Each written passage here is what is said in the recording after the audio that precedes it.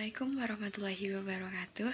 Perkenalkan, nama saya Felicia Watidalta Vika, biasa dipanggil Cia. Saya berasal dari Fakultas Ekonomi Bisnis dari jurusan Ekonomi Pembangunan dengan nomor NPM 22110210066.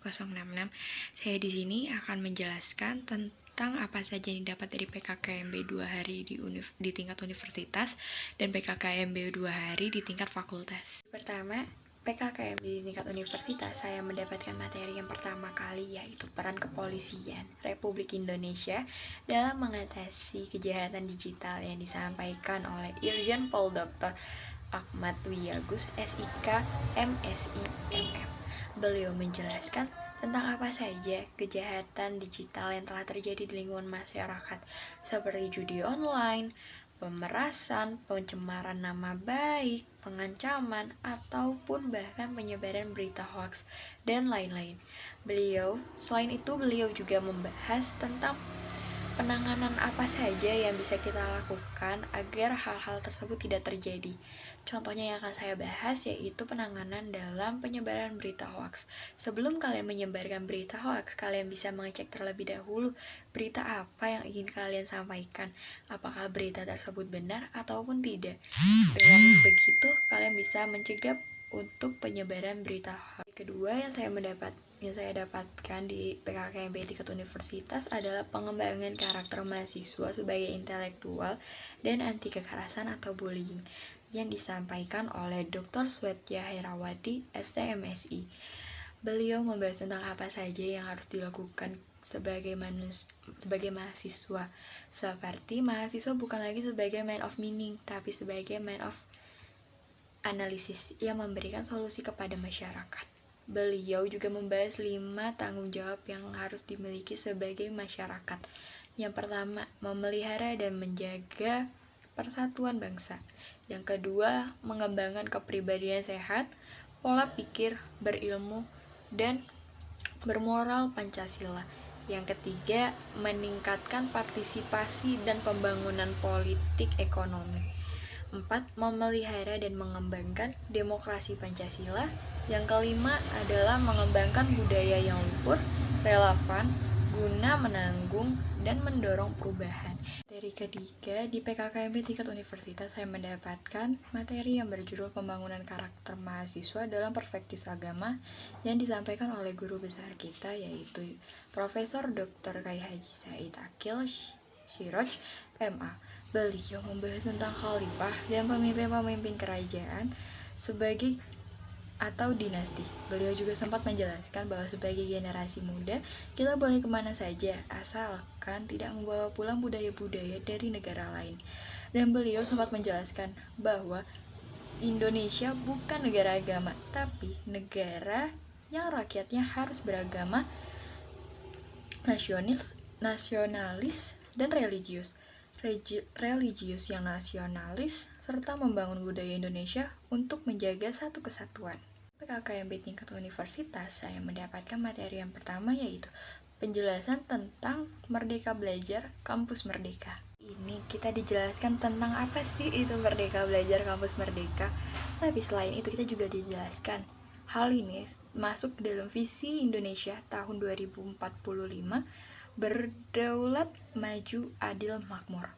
Dan selain itu ada 4 nilai visi Indonesia. Yang pertama, pembangunan manusia. Yang kedua, pembangunan ekonomi. Yang ketiga, pemerataan pembangunan. Yang terakhir ada pemantapan ketahanan. Dan ini semua harus dalam pengusahaan ilmu dan teknologi Pancasila.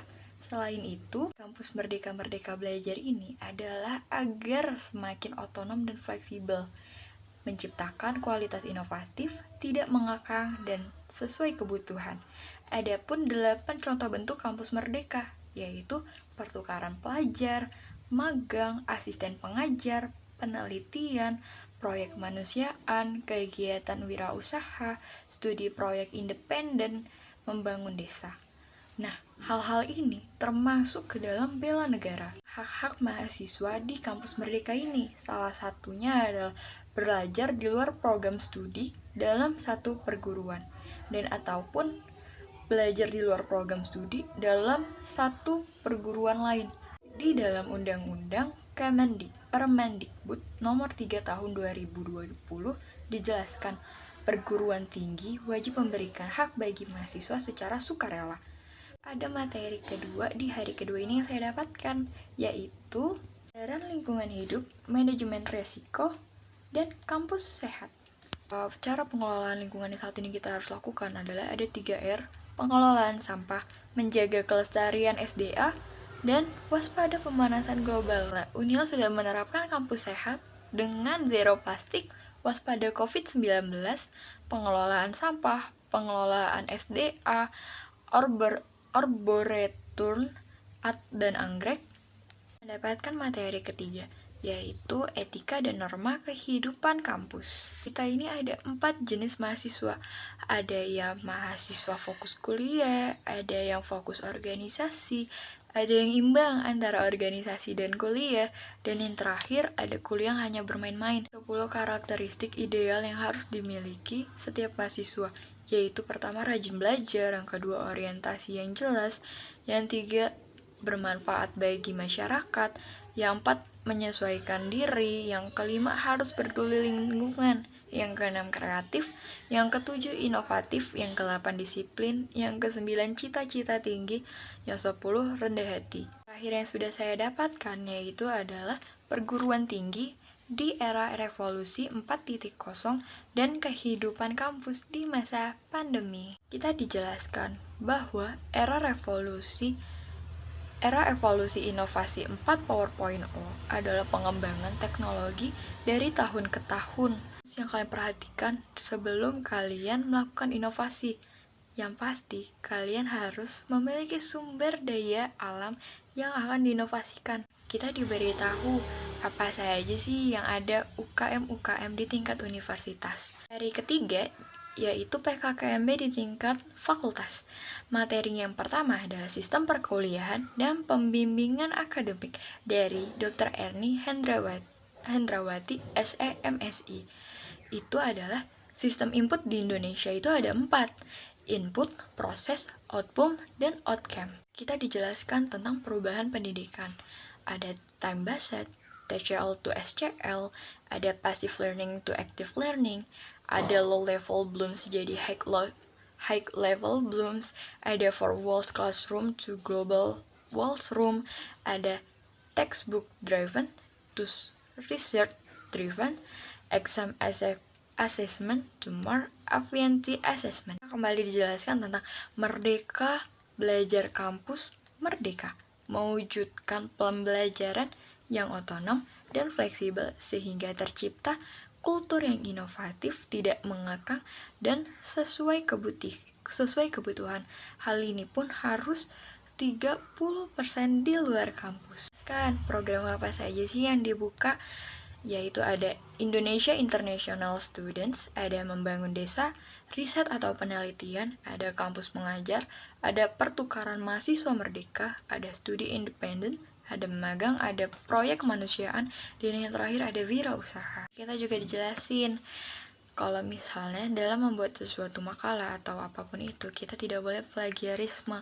Apa sih plagiarisme itu? Plagiarisme itu adalah musuh di dalam dunia pendidikan. Selanjutnya, materi kedua ini kita dijelaskan tentang fasilitas dan administrasi umum. Jadi kita dijabarkan fasilitas apa saja sih yang dimiliki oleh FEB Unila. Materi ketiga yaitu hak dan kewajiban manusia dan kegiatan kemahasiswaan.